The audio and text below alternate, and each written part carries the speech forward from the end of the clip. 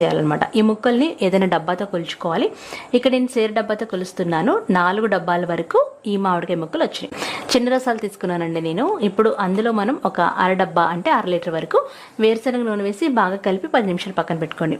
ఇప్పుడు మనం ఏ డబ్బాతో తీసుకున్నామో అదే డబ్బాతో 1 డబ్బా వరకు పచ్చడి కారం ఏదైనా తీసుకోవచ్చు. గుంటూరు కారం, బళ్ళారి కారం మిక్స్ చేసి మేము పడతాం అనమాట. అలాగే 3/4 డబ్బా వరకు ఆవుపిండి, 1/4 డబ్బా వరకు మెంతిపిండి ఇవి కూడా వేసేయాలి. అలాగే 3/4 డబ్బా వరకు కళ్ళుప్పు వేసుకోవాలి. దీన్ని గ్రైండ్ చేసి కూడా వేసుకోవచ్చు. ముందుగా పొడి పదార్థాలు బాగా కలుపుకొని ఈ పచ్చడి ముక్కలో కలిపేయాలి. ఆ తర్వాత 1 డబ్బా వరకు వేరుశనగ నూనె వేసి బాగా కలుపుకోవాలి. కలిపిన తర్వాత 2 టేబుల్ స్పూన్ల మెంతులు కూడా వేసి బాగా కలిపేసి 3 రోజుల వరకు మనం ఏదైనా ప్లాస్టిక్ గిన్నెలో ఉంచుకుంటే మనకి 3 రోజుల తర్వాత చూడండి నూనె పైకి తేలుతుంది. ఇప్పుడు ఉప్పు సరిపోకపోతే వేసుకోవచ్చు అనమాట. అందులోనే మనం పొట్టు తీసి పెట్టుకున్న వెల్లుల్లి రెబ్బలు ఒక గుప్పుడు వరకు వేసి బాగా కలిపేసి జాడీలోకి ఎత్తుకోవడమే. మీకు కావాల్సినంత తీసుకొని మిగతా జాడీకి ఇలా గుడ్డు కట్టేసి దిష్టి తీసి మనం మంచిగా డ్రై